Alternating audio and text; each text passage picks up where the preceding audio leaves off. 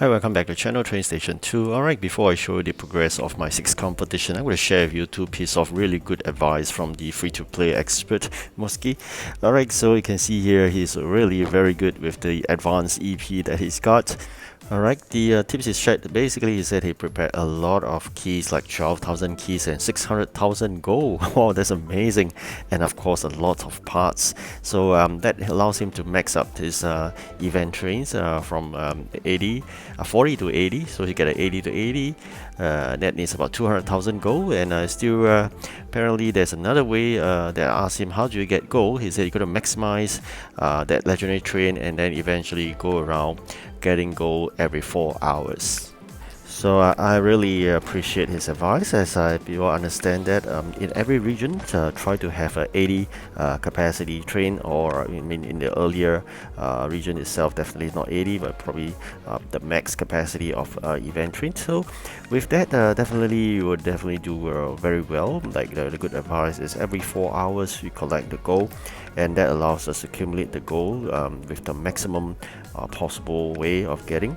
And then eventually with all the parts you save up, be it from the daily video or free claim box itself, or in events like this, after you have claimed all the trains or the event keys, you can actually exchange it for so-called those parts itself. And of course as for gold, you should use your event coins. After you have claimed that legendary 1000 event coins, you can claim a lot of gold from those event coins itself. If you are already a rich man or woman that does not need any of the coins itself, then of course you can buy big box. But to me, I'm always going after coins, and we'll always run out of coins because it's really expensive to upgrade trains. So that's it. This is the progress I'm in right now. I'm quite happy to be behind Moski in in the chart itself, the progress chart. I think more importantly is really to consistently play the game to get those items delivered. And I always got to prioritize your delivery. We all know not everybody is as lucky to get high capacity trains. Especially for me in Russia, I do not have any legendary except the 2 that I got from the event. So that's it. It's really important. You should know how to prioritize your deliveries by having only those with high capacity trains to do the delivery by your dispatcher, and then you can shift on to another customer to do with the other dispatcher, whereby sometimes they ask for different trains. So there's a good way to split your resources because dispatchers are limited, and if you keep on going on a particular customer with very small capacity train, it'll be a waste of dispatcher. Alright, next, for small warehouse, it is always easy to say that increase warehouse space, but it's difficult to increase even 100 space. So one way to do is to do housekeeping, like what I just did. Remove all those small quantity items, so that will allow you to have more space, and eventually so you can have the items ready. And of course, you know, when we have such a small warehouse, we really need to remove items just to enough so that you can give to the captain. So you can see I always have to be working with very tight warehouse spacing. So with that, I think we should be able to do it after we do some deliveries or we manufacture some items, and with that we can shift out some of the inventory items, and then we can move on from there. Alright, gonna quickly do some deliveries so that we can give up some precious warehouse spacing for my last item to be collected, and then from there we can do the ship trades and get the blue maps.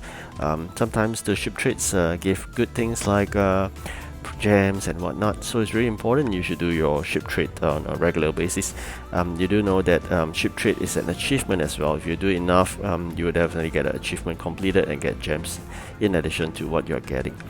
So I got sofa, and we do have sofa, but it's just that we don't have space for the sofa. So we really got to move some items away, either by binning them. I think the gasoline will be good to go. That's something we require right now. So we can just remove it, and then we have sufficient space already, and that's great. 20 blue maps is really fantastic.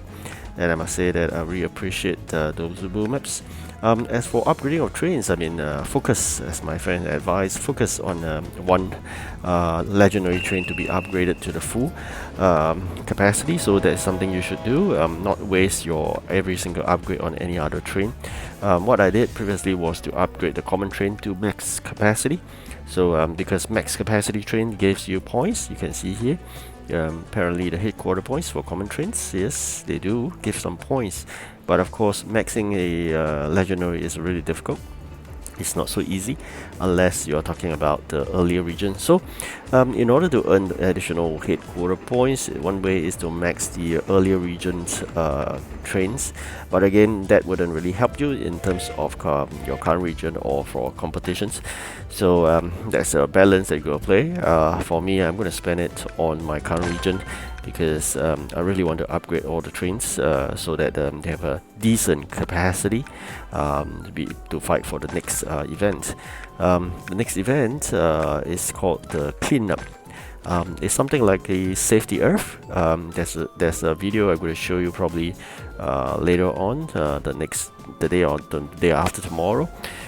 Then I will show you that event, the cleanup. There's a trailer, and in addition to that, I'm going to show you a very old video of mine when I think I was about stage level 50 plus, and I'm going to show you that event, what we call safety earth. Somewhat you get items, and then you exchange it for the event items, and then as usual, there will be event factory.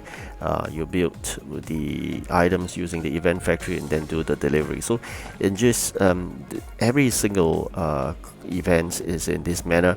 You trade your day-to-day items for event items, and then you manufacture them, or you can get some raw materials from the event map and then manufacture them and then deliver them. So these are generally how it works. But again, certain event like the seaport event last time, they used to have a so-called two-step approach. One, you send something to the sailors, and then you collect some items and you send to the ship or something like that. So generally it's either you go straight forward or you go two steps. It's just also the interface, I mean, in terms of the look and feel of the event that excites you. Different maps, different team. So these are generally how it works in TrainStation 2. If you think about it, it's all about dispatching, logistics management in a way. You gotta manage your time, which trains goes first, also called which items to produce first, and what raw materials to collect first. And then how to prioritize the dispatch, how to increase your dispatch quantity by increasing the train capacity, or how do you increase the warehouse space through getting population increase by accepting those building requests. So generally these are the few things you should do. But I must say that if you are still early in the part of the game, try to play the events wherever you could, and then claim more of those event trains, and then of course those parts you can see. I'm going to claim the epic parts because I'm running low on epic parts. I'm going to train the trains up to increase capacity for the epic trains, so I'm going to spend it on epic parts. And subsequently I'm going to trade it for the legendary parts as well. But you can see here, common parts are good. I think the epic parts is something that's really lacking, so I really claimed a few of them. So the balance, which normally you have about 48 hours post event to do all the completing of the remaining 3 jobs on hand, and then you can claim all the rewards based on the event keys you have. Do not fear if you have some loose event keys left. The game developer is quite kind. They would basically prorate and give you back in metal keys. Okay, so that's how it works.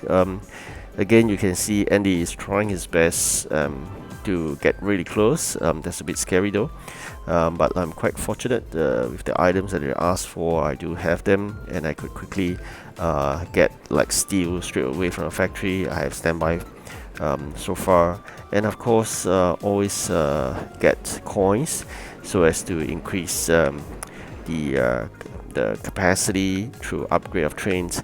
So coins is something that you should always collect as a priority.